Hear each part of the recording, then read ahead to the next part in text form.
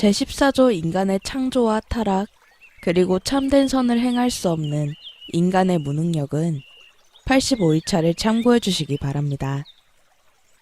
타락으로 인해 잃어버린 영광. 제12조에서 우리는 만물의 창조, 특히 천사들의 창조에 대해서 다루었습니다. 제14조는 인간의 창조에 대해 별도로 다루고 있습니다. 이 주제는 확실히 별도로 다룰 만한 가치가 있습니다. 왜냐하면 인간이 창조된 방법과 목적은 나머지 피조물들과 달랐기 때문입니다. 다른 모든 피조물들은 하나님께서 말씀하심으로 또는 하나님께서 외적인 수단들을 사용하심으로 생겨나게 되었습니다.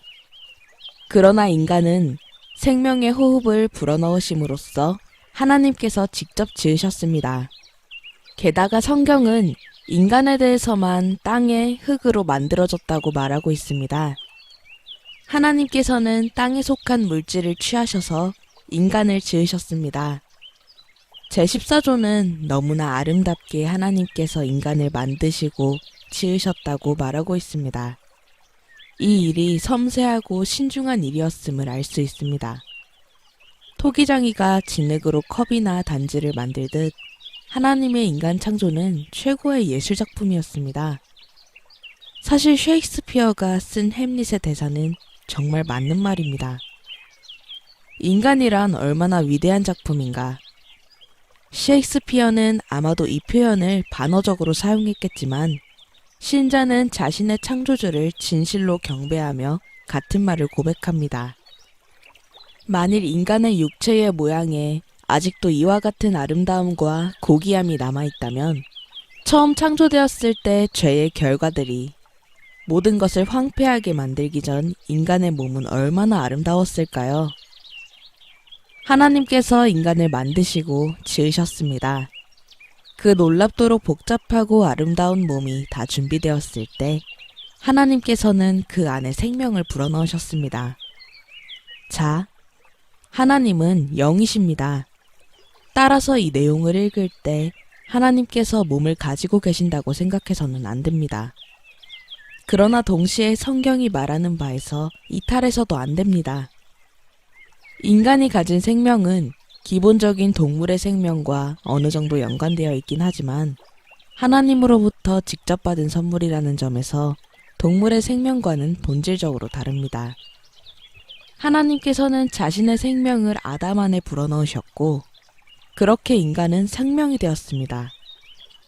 한때 아담 안에서 우리 것이었던 인간의 영광에는 훨씬 더 많은 것들이 들어있습니다. 우리도 다른 동물들과 똑같이 뇌를 가진 존재로 창조되었지만 주님께서는 인간들에게만 이성과 의지를 주셨습니다.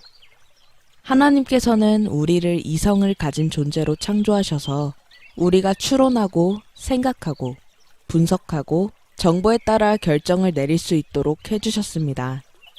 하나님께서는 또한 우리에게 의지를 주셨습니다. 의지는 이성으로부터 받은 정보에 따라 움직이는데 그 결과로 우리는 도덕적인 피조물입니다. 우리는 자발적이고 도덕적인 피조물로서 올바른 것과 잘못된 것을 분별하고 옳은 것을 선택할 능력이 있습니다. 하나님께서는 이 능력을 주심으로써 인간을 하나님의 형상으로 창조하셨습니다. 즉, 인간은 지식과 표현은 약간 다르지만 제14조는 뚜렷한 연관이 있는 내용을 고백하고 있습니다.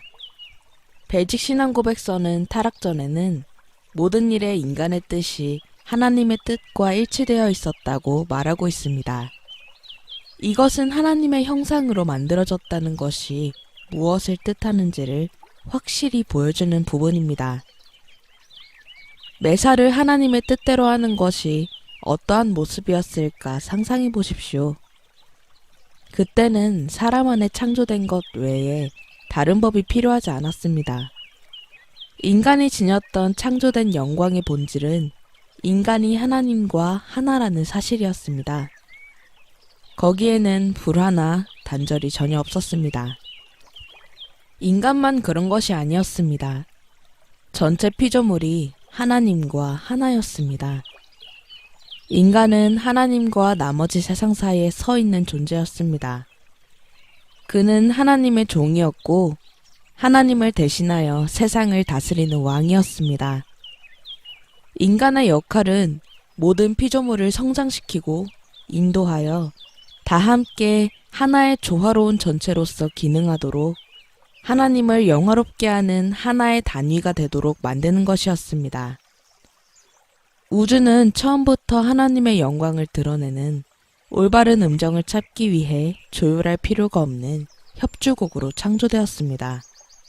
창조세계는 하나님께서 맞춰놓으신 완벽한 음정을 가지고 있었습니다. 인간이 어떤 영광을 가지고 있었는지요?